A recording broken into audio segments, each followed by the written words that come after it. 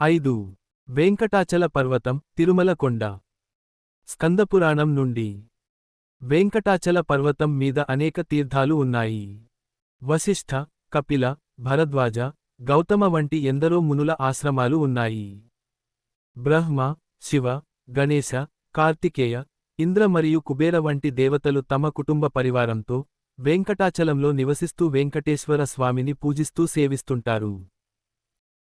గోవులలో కామధేనువు, నాగులలో శేషుడు, పక్షులలో గరుత్మంతుడు, దేవతలలో విష్ణువు, వర్ణములలో బ్రాహ్మణ వర్ణం, చెట్లలో కల్పవృక్షం, కోరికలను తీర్చే చెట్టు, తీర్థాలలో గంగ, వెలుతురునిచ్చేవానిలో సూర్యుడు, ఆయుధాలలో వజ్రాయుధం, లోహాలలో బంగారం, వైష్ణవులలో రుద్రుడు మరియు రత్నాలలో కౌస్తుభం శ్రేష్ఠమైనట్లు, పర్వతాలలో వెంకటాచల పర్వతం శ్రేష్ఠమైనది. వెంకటాచల పర్వతం 91 కిలోమీటర్లు పొడవు, 13 కిలోమీటర్లు ఎత్తు ఉంటుంది. వెంకటాచల పర్వతానికి ఎక్కడ నుండి ప్రణామాలు చేసినా వారి పాపాలు నశిస్తాయి. మరియు వారు వైకుంఠానికి వెళతారు. ఈ పర్వతంపై 66 కోట్ల తీర్థాలు ఉన్నాయి. వెంకటాచలం అంటే పాపాలను తొలగించే పర్వతం అని అర్థం. వెంకటాచల పర్వతం వైకుంఠంతో, సమస్త తీర్థాలతో మరియు నారాయణునితో సమానం. పూర్వం నారాయణుడు వరాహ రూపాన్ని ధరించి ఈ వెంకటాచలంలో నివాసాన్ని ఏర్పాటు చేసుకొనెను. దశవర్షైస్తు యత్పుణ్యం క్రియతే తు కృతేయుగే. త్రేతాయామేకవర్షేణ తత్పుణ్యం సాధ్యతే నృభిః. ద్వాపరే పంచమాసేన తద్దినేన కలౌయుగే. తత్ఫలం కోటిగుణితం నిమిషే నిమిషే నృణాం. సత్యయుగంలో 10 సంవత్సరాలు పుణ్యకార్యాలు చేసిన ఫలం త్రేతాయుగంలో 1 సంవత్సరంలోనే లభిస్తుంది. ద్వాపరయుగంలో 5 నెలలలోనే లభిస్తుంది. కలియుగంలో 5 రోజులలోనే లభిస్తుంది. కలియుగంలో వెంకటాచలంలోని వెంకటేశ్వర స్వామిని దర్శించిన వారి పుణ్యం కోట్ల రెట్లుగా వృద్ధి చెందుతుంది.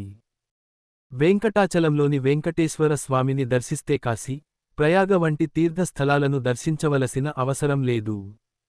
ఇంద్ర, బ్రహ్మ, శివాది దేవతల దర్శనం కూడా అవసరం లేదు. వెంకటాచల పర్వతంపై ఇంద్ర, బ్రహ్మ, శివాది దేవతలు తమ కుటుంబ పరివారంతో వెంకటేశ్వర స్వామిని సేవిస్తూ ఉంటారు. వెంకటాచల పర్వతంపైకి ఎక్కేటప్పుడు ఈ విధంగా ప్రార్థించాలి: ఓ బంగారు పర్వతమా, పర్వతాలలో శ్రేష్టమైన పర్వతమా, దేవతలతో పూజలు అందుకునే పర్వతమా, మీ శిఖరంపై ఉన్న శ్రీ వెంకటేశ్వర స్వామిని దర్శించుటకు నేను మీపై నా పాదాలు మోపుతున్నందుకు నన్ను క్షమించుము. అంజనాద్రి. తుంగభద్ర నది తీరంలో కేసరి అంజనాదేవి అనే దంపతులు ఉండిరి. వీరికి సంతానం లేనందువలన అంజనాదేవి పుత్రుని కొరకు తపస్సు చేస్తుండెను. ఒకనాడు మతంగ ముని అంజనాదేవితో నీ తపస్సుకు కారణమేమని అడిగెను. అంజనాదేవి ఇలా తెలిపెను: రాక్షసుడైన నా తండ్రి కేసరికి సంతానం లేనందున శివుని కొరకు తపస్సు చేసెను. శివుడు దర్శనమిచ్చి, పూర్వజన్మ పాప ఫలితంగా నీకు సంతానం కలగలేదు. అయినా నా కొరకు చేసిన తపస్సుకు ఫలంగా నీకు ఒక పుత్రిక జన్మిస్తుంది. ఆ పుత్రికకు ఒక పుత్రుడు జన్మిస్తాడు. అతని కీర్తి 14 లోకాలలో విస్తరిస్తుంది అని వరం ఇచ్చెను. శివుని వరప్రభావంతో నేను జన్మించాను. కేసరి అనే వానరుడు నా తండ్రి కేసరి వద్దకు వచ్చి నన్ను వివాహమాడతానని అడగగా, నా తండ్రి అందుకు అంగీకరించి వివాహం జరిపించెను.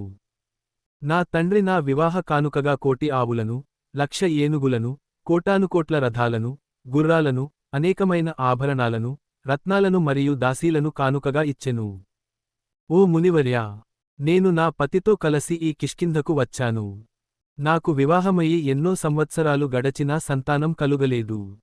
సంతానం కొరకు నేను అనేక వ్రతాలను, యజ్ఞాలను మరియు దానాలను చేసినా, నాకు ఫలితం లేనందున సంతానం కొరకు తపస్సు చేస్తున్నాను అని తెలిపెను.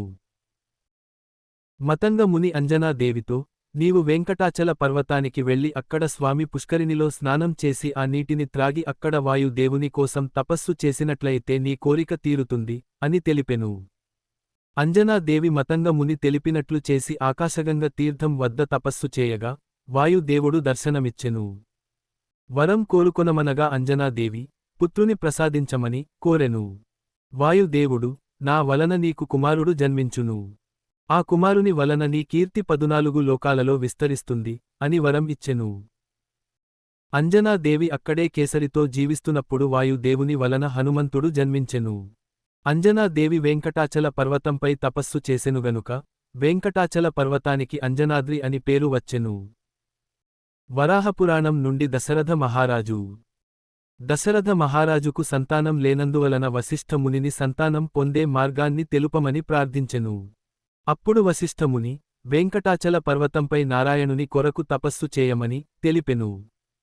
మహారాజు వశిష్ఠముని తెలిపినట్లు స్వామి పుష్కరిణిలో స్నానం చేసి నారాయణుని కొరకు తపస్సు చేసేను. నారాయణుడు దర్శనమిచ్చి వరం కోరుకోమనగా మహారాజు నారాయణునికి ప్రదక్షిణ నమస్కారాలు చేసి స్తుతించి పుత్ర సంతానాన్ని ప్రసాదించమని కోరెను. నారాయణుడు నీ పూర్వజన్మ పాపకర్మ ఫలితంగా నీకు సంతానం లేదు అనేను. అప్పుడు మహారాజు నారాయణునితో సూర్యుడు ఉన్నచోట అంధకారం ఎలా ఉంటుంది? అదేవిధంగా మిమ్మల్ని దర్శించిన తరువాత కూడా నా పాపాలు నా దగ్గర ఎలా ఉండును అని అనేను. నారాయణుడు మహారాజు మాటలకు సంతోషించి నీవు నన్ను దర్శించినప్పుడు 4 శ్లోకాలతో స్తుతించావు. అందువలన నేనే నీకు 4 కుమారులుగా జన్మించి రావణాసురునితో పాటు ఇతర రాక్షసులను సంహరిస్తాను అని వరం ఇచ్చెను. శ్రీరాముడు సీతాదేవి మరియు లక్ష్మణునితో శ్రీరాముడు వనవాసం చేసే సమయంలో రావణాసురుడు సీతను అపహరించి లంకకు తీసుకువెళ్ళేను. శ్రీరాముడు వానరులతో పాటు సీతను వెతుకుతూ వెంకటాచల పర్వతంపైకి వెళ్లి వివిధ తీర్థాలలో స్నానం చేసెను. అప్పుడు అంజనాదేవి వచ్చి శ్రీరామునికి అతిథి సేవలు చేసేను. వెంకటాచల పర్వతంపై నివసించే ఋషులందరూ శ్రీరామునికి అతిథి సేవలు చేశారు. వృషభాచలం కృతయుగంలో వృషభాసురుడు అనే అసురుడు దేవతలను ఓడించి బ్రాహ్మణులను మునులను ఇబ్బంది పెట్టసాగెను. బ్రాహ్మణులు మునులు మరియు దేవతలు వృషభాసురుని బారినుండి తమను రక్షించమని నారాయణుని ప్రార్థించిరి. దేవతల కోరిక మేరకు నారాయణుడు వృషభాసురుని సంహరించాలని వైకుంఠ పర్వతం అంటే వెంకటాచల పర్వతంపై వృషభాసురునితో యుద్ధం చేస్తూ సుదర్శన చక్రాన్ని పట్టుకోగానే ఆ అసురుడు నారాయణునితో ఓ నారాయణా, మీరు సంహరించిన రాక్షసులు ముక్తిని పొందారని విన్నాను. నాకు కూడా ముక్తిని ప్రసాదించి నన్ను సంహరించిన ఈ పర్వతానికి వృషభాచలం అని నా పేరు వచ్చేలా వరాన్ని ప్రసాదించమని కోరెను. నారాయణుడు అతని కోరికను తీర్చి వృషభాసురుని సంహరించి ముక్తిని ప్రసాదించెను. శేషాద్రి ఒకసారి నారాయణుడు ఆదిశేషునితో నీవు భూమి మీద కొండగా మారితే నీ మీద నివసిస్తాను అని అనేను. ఆదిశేషుడు ఒప్పుకొని సువర్ణముఖారీ నది తీరంలో కొండగా మారెను. ఆ కొండ మీదనే నారాయణుడు వెంకటేశ్వర స్వామిగా వెలసెను. అందువలన ఈ కొండకు శేషాద్రి అని పేరు వచ్చెను. భవిష్యోత్తర పురాణం నుండి శేషాద్రి ద్వాపరయుగంలో ఒకసారి నారాయణుడు ఆదిశేషుడిని ద్వారపాలకునిగా ఉంచి లక్ష్మీదేవితో విహరిస్తుండెను. అదే సమయంలో వాయుదేవుడు నారాయణుని దర్శించడానికి వచ్చెను. ఆదిశేషుడు బంగారు కట్టెను పట్టుకొని వాయుదేవుని లోనికి వెళ్లనీయలేదు.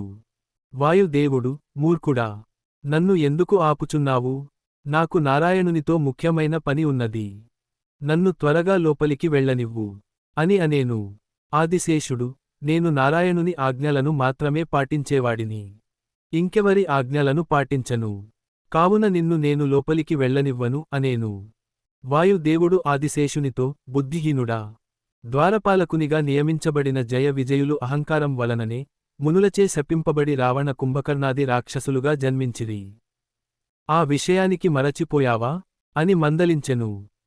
ఆదిశేషుడు కొంచెం కోపంతో పెద్ద పెద్ద మాటలు మాట్లాడుతున్నావు. నీకు బ్రతకాలని లేదా? సకల ప్రాణులు తమ వెంట ఉన్న మృత్యువును తెలుసుకోలేకపోతున్నాయి. నీవు కూడా సమస్త ప్రాణులలో ఒకడివిలా ఉన్నావు. నాతో బలంలో, జ్ఞానంలో, వైరాగ్యంలో ఎవరూ సాటిరారు. నేను ఎల్లప్పుడూ నారాయణుని అంతఃపురంలో నివసిస్తున్నందువలన నేను నారాయణునికి అందరికంటే ప్రియమైన వాడను అని గర్వంతో పలికెను.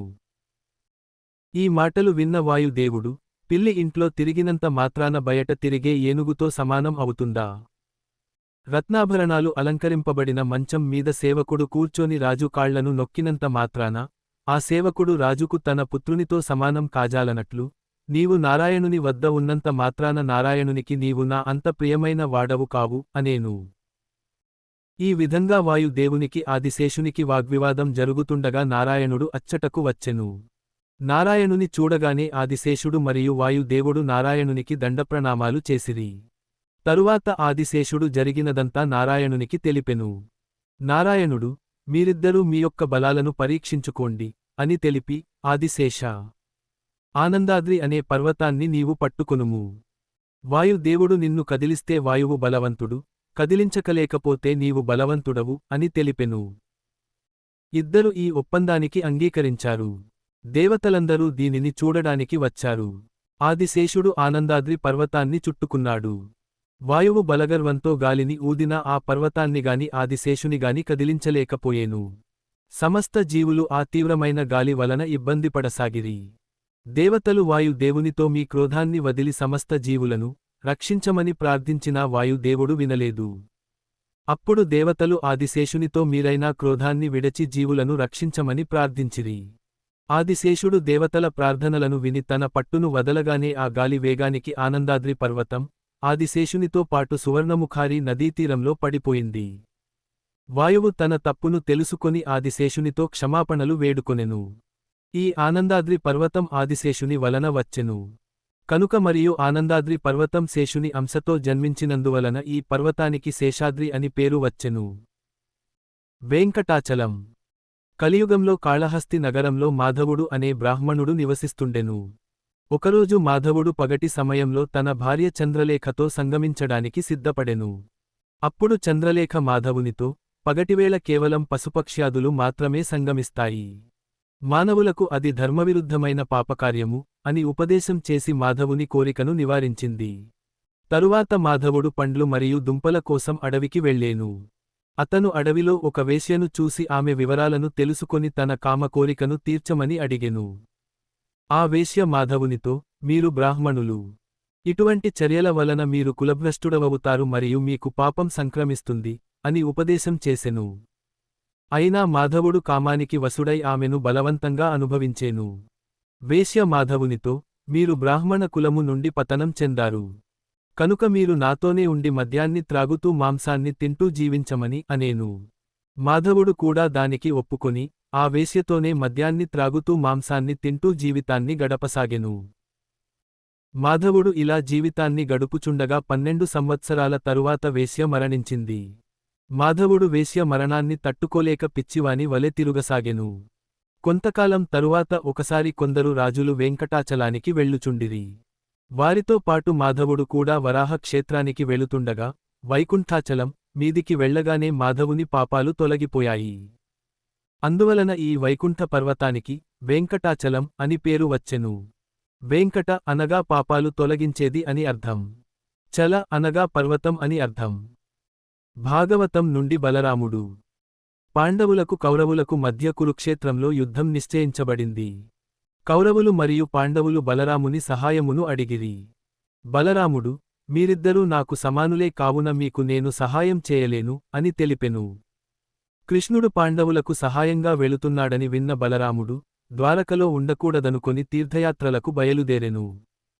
కౌశికి, సరయు, త్రివేణి, గౌతమి, గండకి, విప్ష, శోనా, గోదావరి, పంప, భీమ, సువర్ణముఖారి మరియు వెంకటాచలంలోని తీర్థాలను దర్శించి ఆ తీర్థాలలో స్నానాలు చేసి అక్కడి దేవతామూర్తులను దర్శించి బ్రాహ్మణులకు గోవులను బంగారాన్ని దానం చేసెను.